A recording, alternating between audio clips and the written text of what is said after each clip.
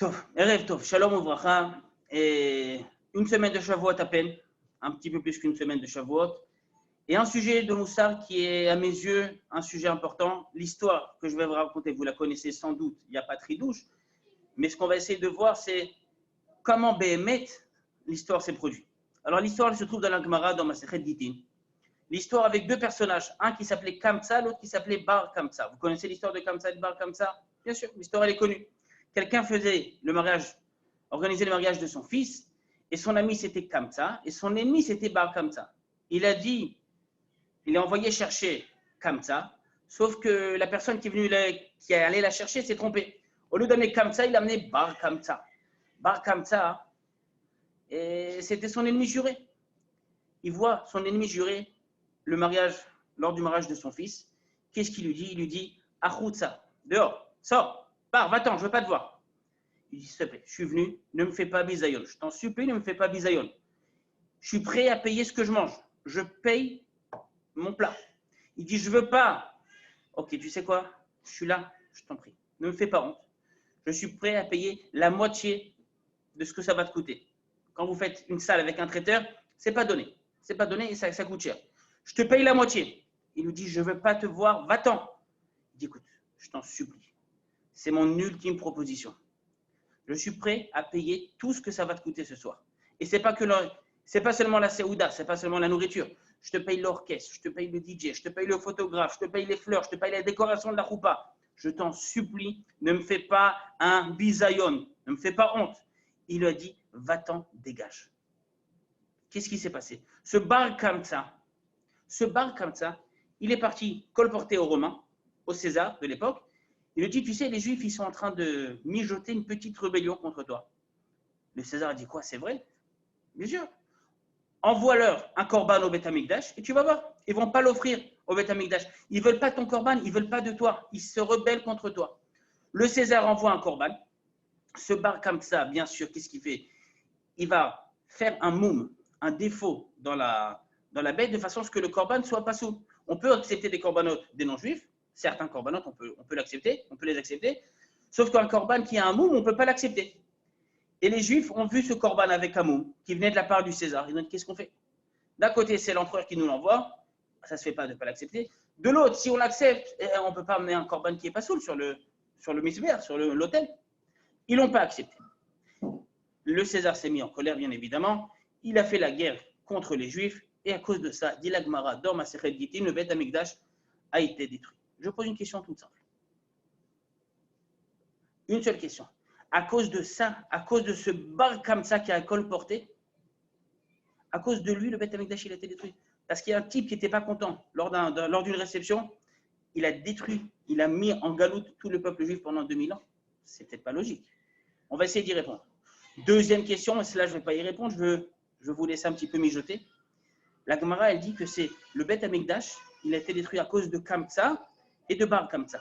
Bar Kamsa, c'est l'ennemi juré. Je peux comprendre. C'est lui qui a le col porté, c'est lui qui a fait du lachon hara, de la rechilut. Je peux comprendre à la rigueur, mais pourquoi Kamsa? Kamsa, c'était l'ami. Kamsa, c'était l'ami. L'ami, il n'était pas censé. Il n'a rien fait, il n'est même pas venu au mariage. Ça se trouve, il n'a même pas été invité. Pourquoi, à cause de lui, le Beth Amikdash, il a été détruit? Je laisse la question en suspens. Ce qu'on va essayer de voir aujourd'hui, c'est le kavod qu'on doit avoir pour les gens. Alors, c'est légitime de ne pas être d'accord avec tout le monde. C'est légitime d'avoir des divergences d'opinion, d'être en machloket entre deux personnes, deux groupes d'individus. Ça peut être d'un point de vue politique, ça peut être d'un point de vue social, culturel, tout ce que vous voulez. Le fait qu'on n'ait pas le même avis, ça ne veut pas dire qu'on ne soit pas ensemble, qu'on ne vive pas ensemble. Le problème est lorsque on ne respecte pas les autres. On ne se respecte pas mutuellement. On vit ensemble dans une collectivité sans se respecter. Le jour de ce soir, je vais l'intituler Kvod Abriot, le kavod qu'on doit avoir pour les gens. Et on va essayer une seconde de se mettre à la place de ce bar Kamsa. Alors bien sûr que ce bar Kamsa, ce n'était pas un tzaddik. Même loin de là, c'était même un rachat.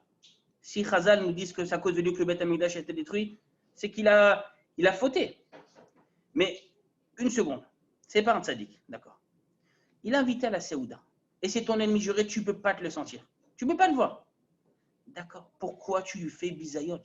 Pourquoi tu lui fais bisayon?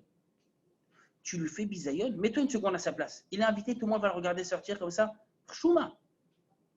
La honte qu'il a eue, ce bar comme ça, et la Gemara nous dit que la honte qu'il a eue, c'est suffisant pour provoquer, chas v'shalom, la destruction du Beth Amikdash. On a manqué de kavod. Maintenant, vous allez me dire une seconde. On doit avoir du kavod vis-à-vis de tout le monde. On doit être des pigeons, on doit se laisser faire, on doit se laisser marcher dessus. Non, je n'ai pas dit ça. J'ai juste dit, même lorsqu'on n'est pas d'accord avec quelqu'un, on peut le faire avec du kavod, avec du respect. Essayez de respecter les autres. Il faut savoir que lorsqu'on manque de kavod à quelqu'un, il y a une règle qui opère dans le monde. Nous disent les chachamim. Lorsque tu froisses le kavod de quelqu'un, eh ben ça se retourne contre toi. C'est ce qu'on appelle l'effet boomerang. C'est quoi l'effet boomerang? Quand tu jettes un boomerang, il revient à toi. Il revient vers toi. Quand tu fais un bisayon à quelqu'un, tu lui fais honte, eh ben ça revient vers toi. Malheureusement, je dis malheureusement, ça revient vers toi. Il y a un chidouche un peu plus grand que ça. Le chidouche un peu plus grand que ça, et ça c'est lié un petit peu à la période dans laquelle on se trouve. On est dans la période du Homer, vous le savez. La Gemara dit dans Masechet Yevamot qu'on parle des élèves de Rabbi Akiva. Que Rabbi Akiva, il avait 12 000 paires d'élèves, 12 000 binômes. Alors pourquoi la Gemara n'a pas dit directement 24 000? 12 000 fois 2, je sais que ça fait 24. Même sans passer les psychos, je sais que ça fait 24. Je ne suis pas si nul que ça. La Gemara dit dans Masechet Yevamot, Shnemaser élèves zugot, talmidim ayulu le Rabbi Akiva. Rabbi Akiva avait 12 000 élèves, d'accord? וכולם מתו בפרק אחד מפסח ועד עצרת, מפני שלא נהגו כבוד זה לזה. Et les élèves de Rabbi Akiva sont morts parce qu'ils ne se sont pas respectés. Alors il y a plein d'explications. Je n'ai pas envie de rentrer dans une explication un peu plus originale, bien que je l'ai en tête. Je ne vais pas vous la dire ce soir parce que c'est un sujet à part entière. Et peut-être qu'à l'occasion, on fera un sujet là-dessus. Mais lo na'agu kavod ze laze. On a du mal à comprendre qu'ils ne se sont pas respectés. Ils ne se sont pas respectés. Où tu étudies? Dans quel yeshiva? Ah, tu es dans les yeshiva de Rabbi Akiva?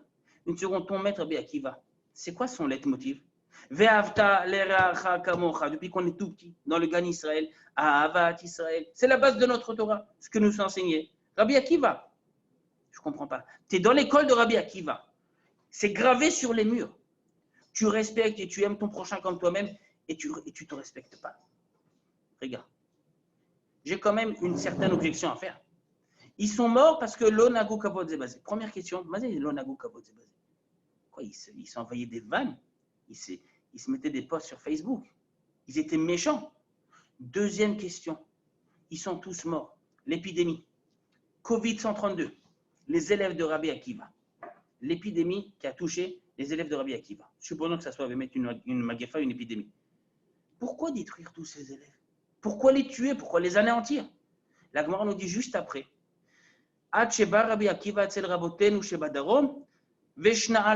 ce que Rabbi Akiva fasse une deuxième promo. La deuxième promo de Rabbi Akiva, 5 élèves. Cette fois-ci, Rabbi Akiva, il vise la qualité et plus la quantité. Qui sont les 5 élèves? On les connaît. Rabbi Meir, Rabbi Yehuda, Rabbi Yossé, Rabbi Shimon Bar Yochai, Rashbi, et Rabbi El-Azar ben Shamoua. Et c'est de eux, nous dit la Gemara, ailleurs, dans le Shas, dans la Sechet Sanhedrin, que toute la Torah Sheba'al-Peh, toute la Torah orale, elle repose sur ces 5 élèves. Aujourd'hui, Baruch Hashem, et je dis Baruch Hashem en remerciant sincèrement Akadosh Baruch Hu, on vit ici en Israël une période où il y a de plus en plus de Torah en Israël. Même en Chutz La'aretz. En Israël, c'est le pays de la Torah. C'est logique, c'est naturel. La Torah revient à son bercail. Toute la Torah qu'on a aujourd'hui, elle est issue de 5 élèves de Rabbi Akiva. Si on avait eu les 24 000 élèves de Rabbi Akiva, la première promo, the first one, on aurait ouvert des yeshivot sur la lune. On n'aurait plus eu de place pour les yeshivot. Akadosh Baruch Hu a préféré rayer cette Torah, rayer les élèves de Rabbi Akiva et enseigner à d'autres élèves. Rabbi Meir, Rabbi Shimon Bar Yochai, Rabbi Yehuda, et ainsi de suite. Pourquoi? Par la suite, c'est devenu une période qu'on va appeler une période de deuil. Là, on est après l'Akba Omer, donc de toutes les façons, il n'y a plus ce deuil. Mais pourquoi? Parce que les élèves de Rabbi Akiva sont morts. Mais la question qui m'interpelle le plus, c'est pourquoi ils se sont manqués de respect. C'est quoi le pshat? C'est quoi le pshat? C'est quoi l'explication la plus simple? Ils se sont manqués de respect. Regardez ce que dit le Maharal de Prague. Le Maharal de Prague, il dit dans son commentaire Chidusha Gadot sur Masechet Yevamot, il dit, c'est pas qu'ils ne se respectaient pas, c'est pas qu'ils s'envoyaient des vannes. On parle de gens qui sont beaucoup plus élevés que nous. C'est des Talmidei Chachamim. Pour qui plus est les élèves de Rabbi Akiva, tu ne peux pas concevoir que les élèves de Rabbi Akiva, ils ils s'envahissent des vagues. Ils ne respectaient pas la Torah de l'autre. Ils étudiaient dans les yeshivas, mais ça se trouve, chacun étudiait en solo. Ils n'étudiaient même pas en groupe. Et plus que ça, ils étudiaient, mais chacun était persuadé d'avoir raison. Lorsque quelqu'un d'autre donnait une autre interprétation au texte de l'Agmara, il n'y avait pas l'Agmara à l'époque, à Valom Chané, il lui rentrait dedans. Ma pitom, tu dis n'importe quoi, t'es bête, t'es un ignare, t'es un ignorant. Ils ne se respectaient pas. Akadosh Baruch Hu a préféré effacer une Torah où il y a des mauvaises midotes. 24 000 morts, c'est énorme, Rabotai, c'est énorme, 24 000 morts. D'accord? Regardez les chiffres, entre parenthèses, du nombre de morts de cette épidémie du coronavirus en Europe, dans chaque pays, en Espagne, en Italie, en France, en Grande-Bretagne. 24 000 morts, c'est énorme. D'accord? Hachem préfère effacer tous les élèves de Rabbi Akiva plutôt que de continuer à maintenir une Torah qui n'est pas basée sur le respect. Une Torah où il manque une notion, mais cette notion, elle est primordiale. Alors, on n'a jamais vu dans la Torah que quelqu'un qui manque de respect à l'autre, il est chayav mita, il doit mourir. Ce n'est pas marqué dans la Torah. C'est marqué nulle part. Alors, ils se sont manqués de respect, c'est pas top. Mais pourquoi les tuer? Les tuer parce que justement, une Torah où il n'y a pas le respect de l'autre, c'est une Torah qui est manquante. C'est une Torah où l'essentiel manque. Le but même de la Torah, c'est de respecter les autres. Pas seulement se respecter soi-même. Vivre tout seul, c'est facile, mais ce n'est pas le but de la Torah. L'homme est un être sociable. On a besoin d'être en communauté. Pour être en communauté, en hébreu, on appelle ça beyachad, tous ensemble. Pour vivre dans le beyachad, on est obligé de se respecter mutuellement. Si tu ne me respectes pas, je ne te respecte pas, on ne va pas aller bien loin. Encore une fois, qu'on ne soit pas d'accord, ça ne veut pas dire qu'on ne se respecte pas. Prenez un couple, un homme et une femme. Chacun a sa vision des choses. La femme a le côté féminin, l'homme a le côté plus masculin. Chacun voit les choses de manière différente. Le fait de ne pas avoir la même vision, ça ne veut pas dire de ne pas se respecter. Ça ne veut pas dire de ne pas se respecter. Quand tu manques de kavod à quelqu'un, Akadosh Baruch Hu, il est impitoyable. Il est impitoyable. Mais au point où il fallait mieux tuer tous ses élèves, plutôt que de continuer à perpétuer une Torah dans laquelle il manquait cet élément essentiel qui était le kavod des gens. Il y a un autre passage dans la Torah. Où Moshe Rabbeinu fait des réprimandes au Ham Israël. Au début du chumage de Devarim. Au début du chumage de Devarim, Moshe Rabbeinu dit au Ham Israël, voilà, elle est Devarim, cher Diber Moshe.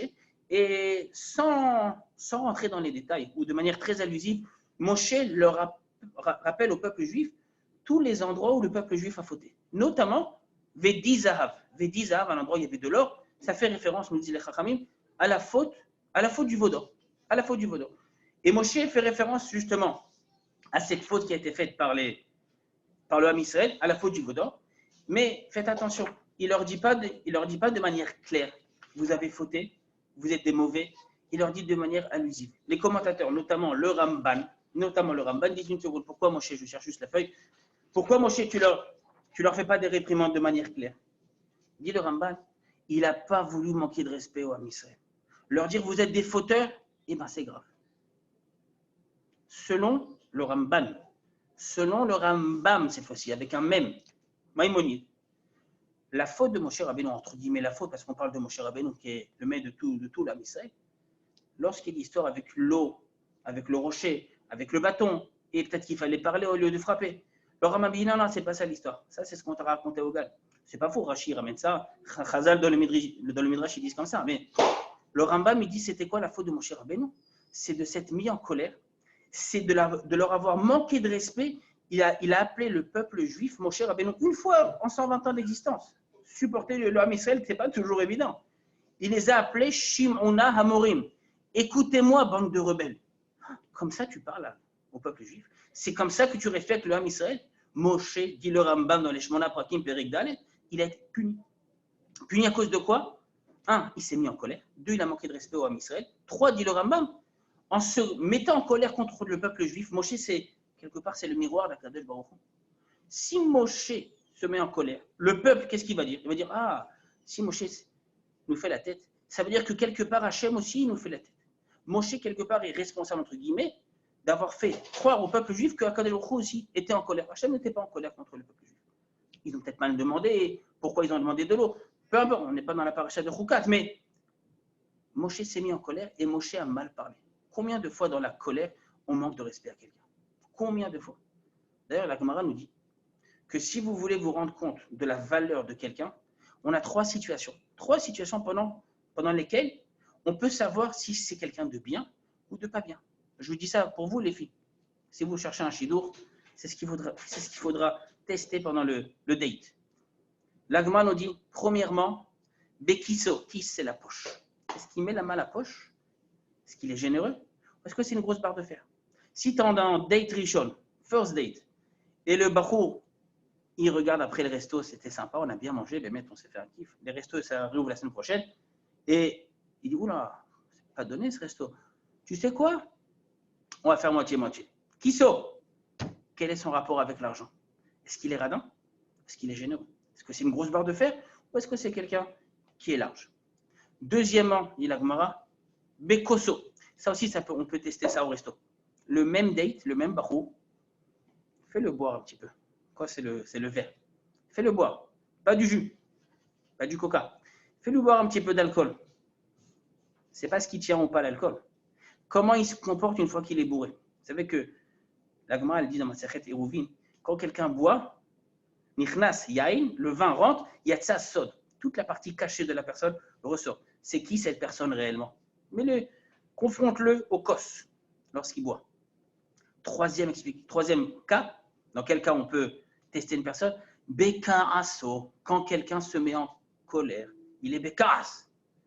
Quand quelqu'un se met en colère, tu vois le vrai lui. Alors, moi, je vous déconseille, je dis ça en plaisantant, d'accord? Si vous le mettez en colère, il va se vénérer, et après, ça risque de pas, il n'y aura pas de date chez nous. Mais c'est un truc qu'on peut envisager. À Pourim, on voit des gens boire de l'alcool et tout ça, et des fois, j'aurais préféré que certains ne boivent pas d'alcool. Pourquoi? Je vois des choses que j'aurais préféré ne pas voir, ou ne pas savoir, ou ne pas entendre. Tout ça pour vous dire que quand quelqu'un se met en colère, il y a son vrai lui qui se dégage. Et quand quelqu'un est en colère, quand son vrai lui se dégage, il y a de fortes chances que quelqu'un manque de respect à quelqu'un d'autre. Ça arrive. Ça arrive. Et du coup, si tu manques de respect, je vous dis, c'est un boomerang, c'est une loi. C'est comme les lois de la nature. Il y a la loi de la pesanteur, il y a la loi, on va dire, spirituelle, qui était établie dans le monde, nous dit la Torah, que quand tu manques de respect à quelqu'un, ça retourne contre toi. Tu es puni systématiquement. Bar comme ça, on lui a fait un affront, et c'était un grand bisayon. Alors, c'était pas un tzaddik du tout. L'homme chané. Il a subi un bisayon, Betamikdash qui est détruit. Moshe Rabbeinu, il leur fait des réprimandes de manière allusive. Une fois, il s'est mis en colère, il les a traités de rebelles. Un autre endroit, on va où Moshe Rabbeinu, il est cool. Avec l'homme Israël, c'est lorsque Moshe Rabbeinu nous dit Lo chamor echad mehem lakarti. Et qu'est-ce qu'il dit le Ramban là-bas? Le Ramban, il dit juste, je cherche juste la feuille. Vous savez, c'est juste qu'on l'a. J'avais préparé la feuille juste avant, et c'est juste qu'on la cherche, qu'on ne la trouve pas. L'homme est chané, si, c'est là.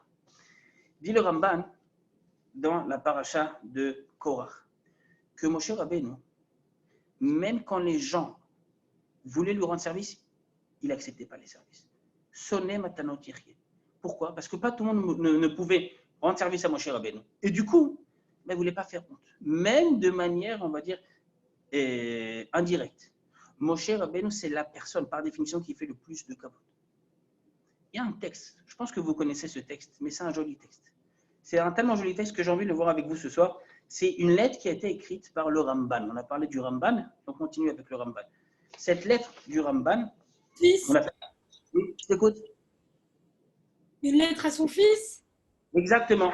Toda Rabba. La lettre que le Ramban a écrite à son fils, qu'on appelle Igeret à Ramban, elle existe dans toutes les langues.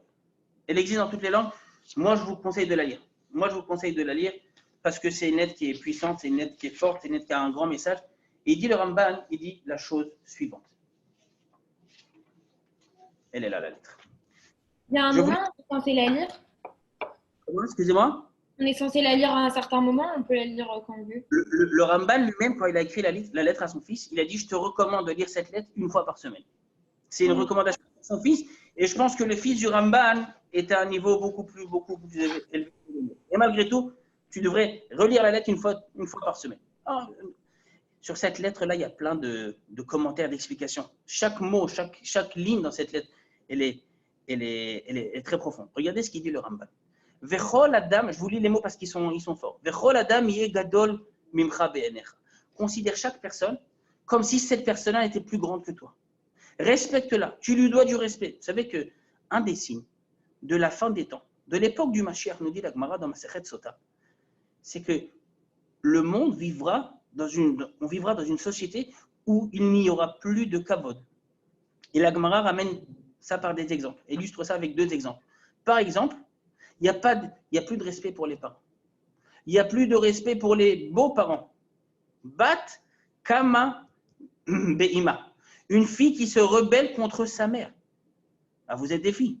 Je ne veux pas rentrer dans vos histoires perso, mais j'imagine qu'il y a déjà eu des clashs avec vos parents. J'en suis quasiment sûr.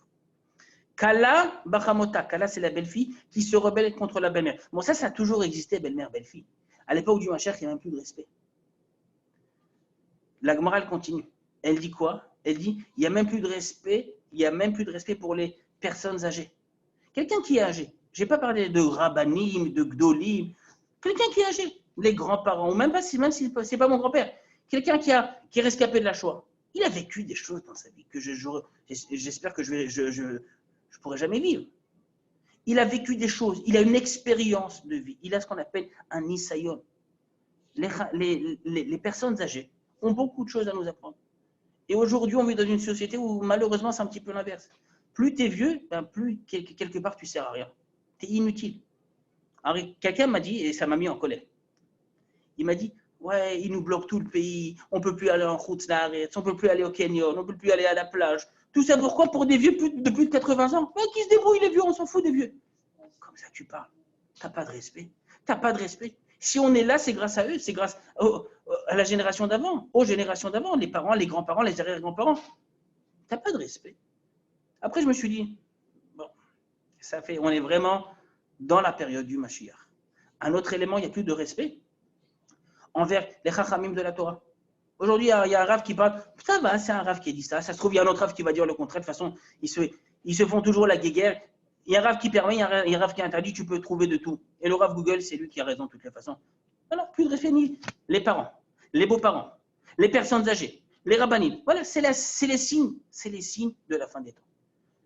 C'est triste à dire, mais on y est. Malheureusement, on y est. J'espère que la suite des paroles des Chachamim va aussi s'appliquer et se réaliser très bientôt.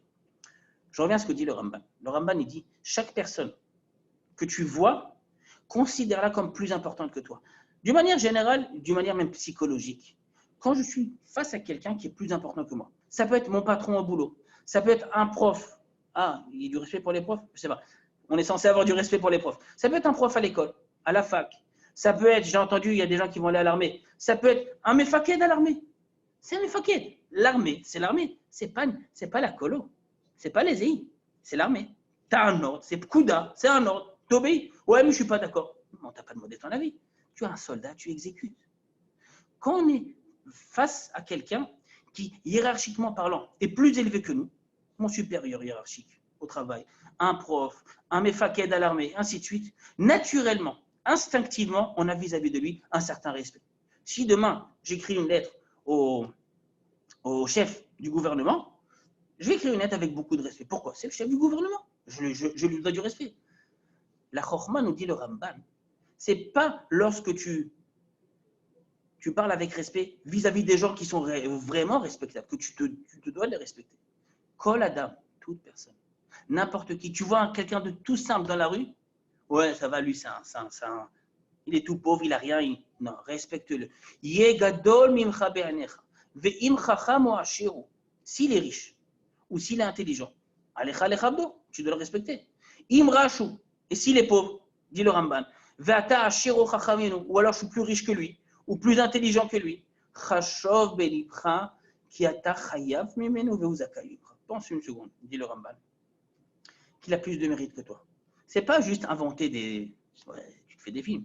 Non, c'est voir les gens, regarder les gens comme étant des créatures d'Akadosh Baruch. Chaque personne a été créée à l'image d'Akadosh Baruch. Chaque personne se doit d'avoir du kavod.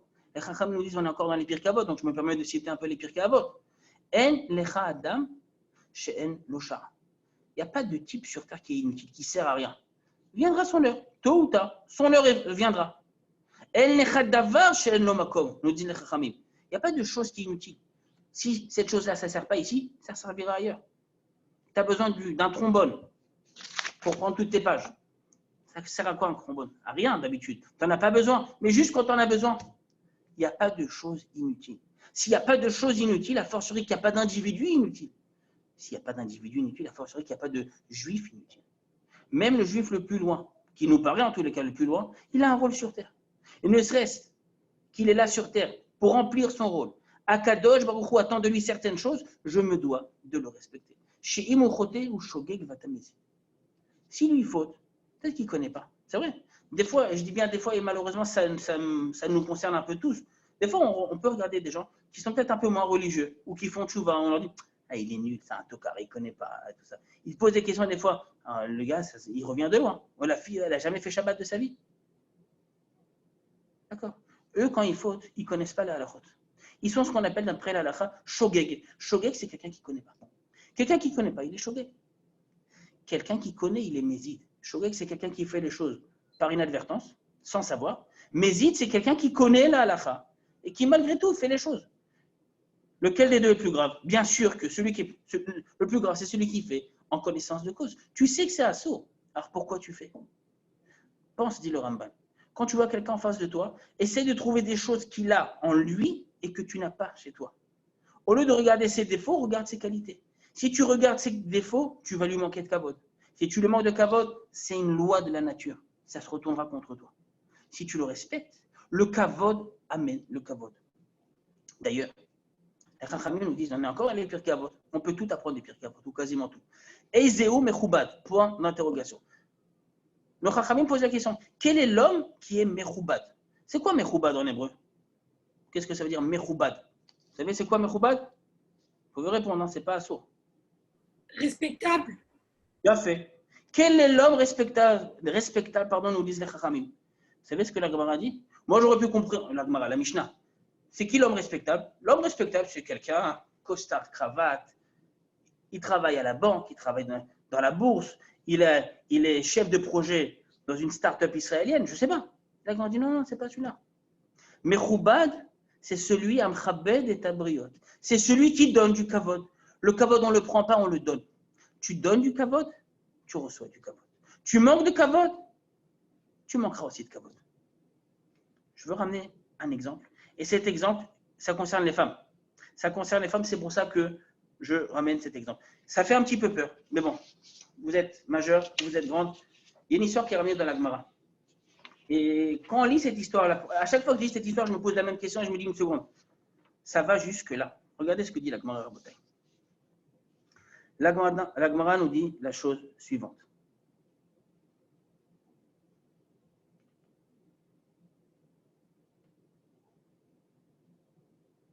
Ok. La Gemara nous dit que... Une seconde, je cherche, mais je ne trouve pas.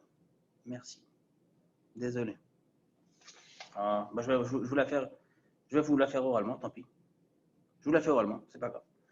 La Gemara nous dit qu'il y a un chacham, à l'époque de la Gemara, qui rentrait chez lui, voir sa femme et ses enfants, une fois par an, la veille de Yom Kippour. La veille de Yom Kippour, c'est tout. Alors moi, je pense que la femme, déjà, chapeau. Franchement, un joli pouce bleu, kol hakavod. La femme commence à se marier, étudier toute l'année. Bon, on est à l'époque de la Gemara, on est à l'époque où il y a des chachamim énormes, d'accord? On n'est pas à une époque, c'est pas l'époque qu'on connaît.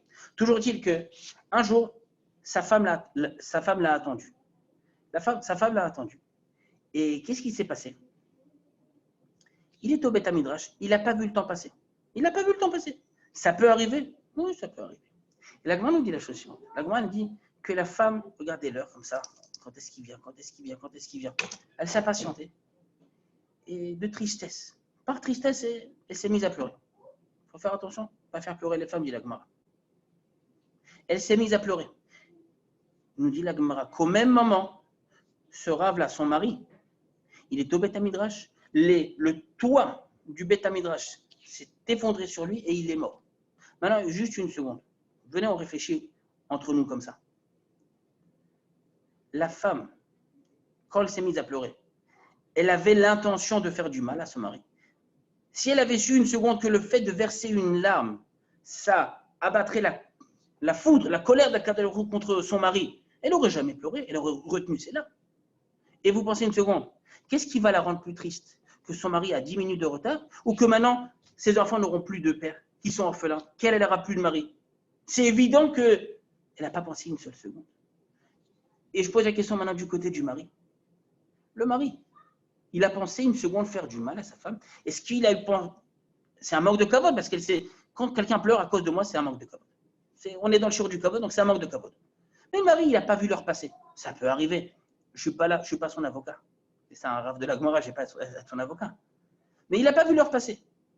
Il n'a pas fait ça exprès pour embêter la femme. Il n'a pas fait ça d'avka pour qu'elle pleure. Chas v'shalom. Il y a un chidouche encore plus gros. C'est que même quand tu n'as pas la kavana de faire du mal à quelqu'un, eh ben ça, tu lui manques de kavod, ça revient sur toi. Machal lema d'avoir donné. À quoi ça ressemble? C'est quelqu'un qui met sa main dans un faux bouillon. Il dit une seconde, moi je n'ai pas la kavana de me brûler, je veux juste mettre la main dans le faux. On est d'accord que cette kavana, elle ne veut rien dire. Je n'ai pas la kavana de me brûler, mais une seconde, il y a des lois de la nature. Tu mets ta main dans le feu, ben, tu te brûles. Tu sautes du 3e étage, ben, au minimum tu te casses une jambe. Oui, mais je n'ai pas eu la kavana. Maïr Patli, c'est quoi ta kavana? Quand tu fais du mal à quelqu'un, même s'il n'y avait pas de mauvaise kavana, ça retombe contre toi. Son mari est mort. Elle a eu plus de peine à savoir que son mari était mort que son mari ait 10 minutes de retard. Elle aurait préféré que son mari arrive 2 heures en retard, mais avoir un mari vivant. Sans faire exprès. Il a manqué de respect à sa femme. Regardez, ça s'est abattu contre. Et on parle de quelqu'un qui est marqué dans la Gemara, donc c'est quelqu'un qui est, pour moi, c'est un géant. Je suis rien à côté de lui. Et malgré tout, à cause des larmes que sa femme a versées à cause de lui, il est mort. Akadosh Baruch Hu est, entre guillemets, impitoyable. Pas de pitié. Tu manques de kavod, ça revient sur toi. Un autre exemple qui est ramené. C'est ce qui a marqué dans la Gemara, dans Masechet Yoma. La Gemara nous dit que lorsqu'arrive Yom Kippour, il y a 2 types de fautes dans la Torah, vous le savez. Les fautes qui sont Ben Adam Lamakom, qui concernent Akadosh Baruch Hu et moi. Par exemple, j'ai mangé quelque chose de pas caché. Ça ne concerne pas quelqu'un d'autre. C'est entre Akadosh Baruch Hu et moi, ne te mêle pas de mes affaires. La Gemara dit une seconde. Arrive Yom Kippour, je veux faire tchouva là-dessus. Qu'est-ce que j'ai à faire? Je fais une tfila, je fais le vidouille, je demande à Hachem, pardon, excuse-moi, je regrette. Vous savez que lorsqu'on fait une tchouva, il y a 3 étapes. C'est passé, présent, futur. Passé, je regrette ce qui s'est passé. Présent, je fais le vidouille, Hachamnu, Bagadnu. J'avoue ce que j'ai fait. Futur, je prends sur moi de ne plus jamais recommencer. Sinon, la tchouva n'est pas complète. J'ai fauté une avera, j'ai fait une faute qui est entre Akadosh Baruch Hu et moi. Ben Adam la Makom, nous dit la Gemara, Yom Kippourim mechaper.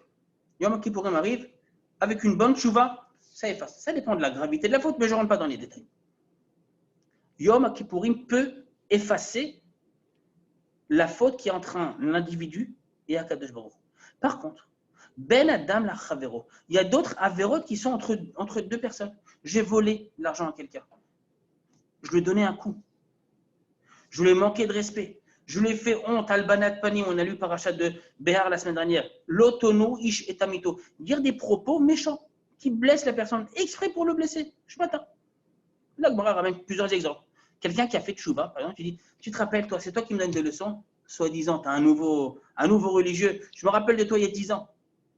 D'accord? Tu faisais un alaèche à la plage de Tel Aviv. Non, maintenant, c'est toi qui me donnes des leçons.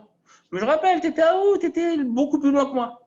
Ou alors, rappelez ce que quelqu'un a fait avant qu'il fasse tchouva, c'est quelque part, on a advaré.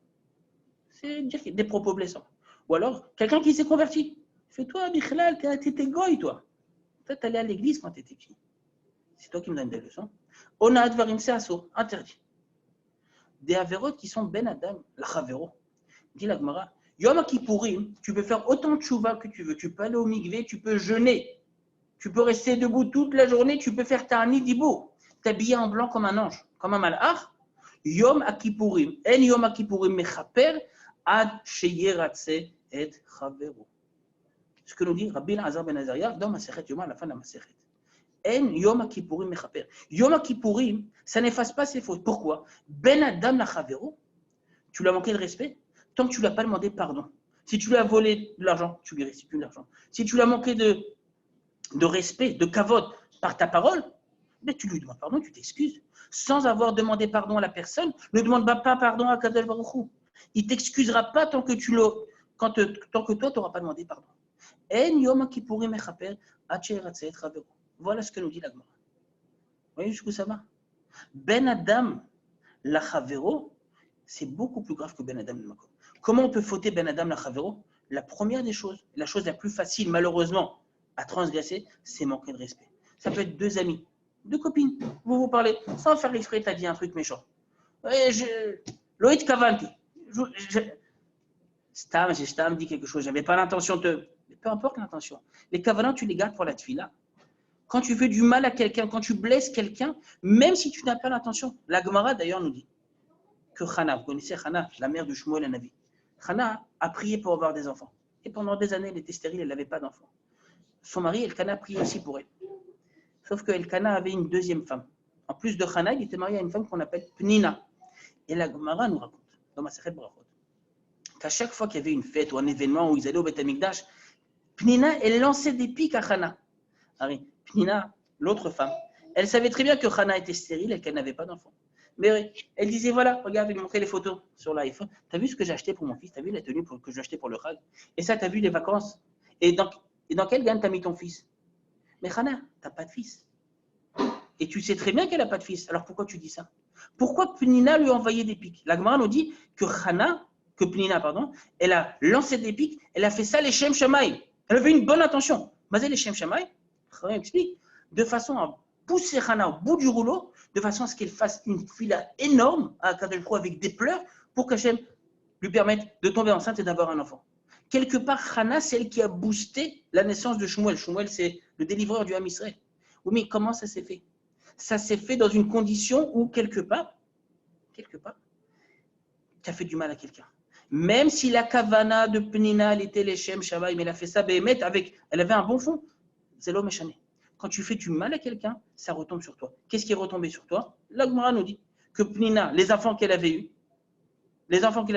malheureusement, Barminal, elle les a perdus. Chana, elle a eu d'autres enfants à part Shmuel. Pnina qui a fait du mal à Chana, même si elle a fait ça les Shem Shamaï, elle a manqué de respect. C'est retombé contre elle.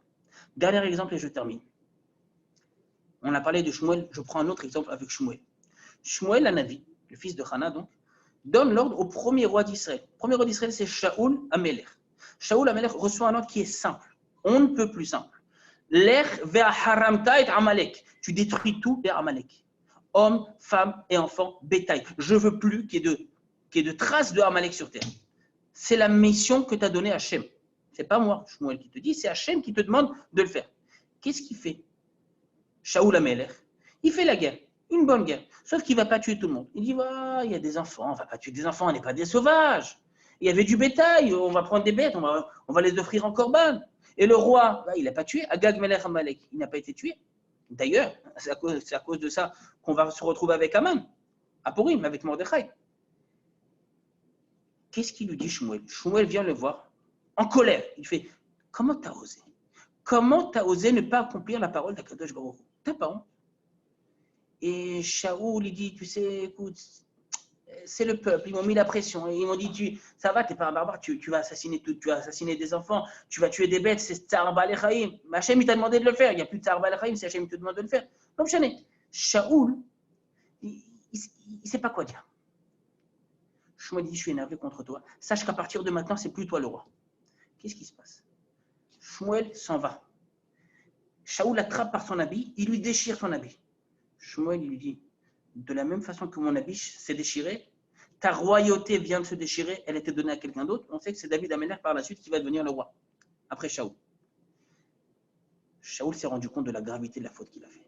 Il s'est rendu compte que ce qu'il avait fait, c'était une faute. Une des fautes les plus graves. L'air vacharam taït Amalek. Amalek, c'est l'antithèse du peuple juif. Il dit à Shmuel, il dit, je t'en supplie, ne me fais pas honte. Ça reste entre nous, ce n'est pas encore officiel que je ne suis plus le roi. Rentre avec moi au palais, raccompagne-moi, fais encore comme si j'étais le roi. Allez, encore 10 minutes, un quart d'heure. Rentre avec moi, juste raccompagne-moi. Ne me fais pas la honte. Regardez ce que dit le texte. Akadosh Baruch Hu dit à Shmuel, raccompagne-moi. Rentre avec lui. Shmuel raccompagne Shaoul. Pourquoi? Disent les commentateurs du Tanakh. s'il avait lâché à ce moment précis, où Shaoul est en train de tomber, tu le laisses tomber, tu lui manques de respect, tu l'achèves, tu l'as tué. Alors, il a fait une avéra, il a fait une faute. Et ce qu'il a fait, c'est grave, et à cause de ça, il a perdu la royauté. Ce n'est pas une raison pour lui manquer de respect. Raccompagne-le. Il a raccompagné Shaoul. Shmuel raccompagne Shaoul. Bien sûr qu'après, c'est plus lui le roi, c'est David Amelech, l'homme échané. Regardez jusqu'où va le kavod de quelqu'un. Jusqu'où va le kavod de quelqu'un. On a une semaine à peine, un peu plus d'une semaine de Matan Torah. Matan Torah, c'est exactement ça. Avant de recevoir la Torah nous dit Vayichan Sham Israël Negedahar. Rachid dit une seconde, Vayichan, c'est au singulier. On a campé. On aurait dire Vayachanu et ils ont campé. Il au pluriel. Pourquoi tu dis le peuple a campé? Et Rachid il ramène au nom des Chachamim, il dit Keish Echad Belev Echad, comme un homme avec un seul cœur. Il y avait une harmonie, il y avait une ardoute, une unité. Il n'y avait pas de manque de respect. La base de la Torah, c'est qu'on est tous ensemble, qu'on se respecte tous. La plus grande chose qu'on peut, pour Bezrat Hashem, assister à la Géoula, assister à toutes ces promesses, c'est de réparer la faute de Sinatrina. Sinatrina, c'est se détester. Stam. Je ne l'aime pas. Je ne l'aime pas, alors je l'envoie des pics. Je l'envoie des vannes. Je le vexe. Et des fois exprès. On a vu que même si ce n'est pas exprès. Rappelez-vous la femme qui a perdu son mari la veille de Yom Kippour. Même si ce n'est pas fait exprès. La plus grande des choses qu'on peut avoir, c'est respecter les autres. Quand tu donnes du kavod, Ezeo Mechoubad, Tedalecha, sache, Amchabad et Tabriot. Tu donnes du kavod, tu reçois du kavod. Alors bien sûr, je ne donne pas du kavod aux gens pour recevoir, parce qu'au final, sinon, ça ne s'appelle pas donner du kavod, ça s'appelle recevoir du kavod. Mais en donnant du kavod, tu sèmes du kavod, tu reçois toi aussi du kavod. Les filles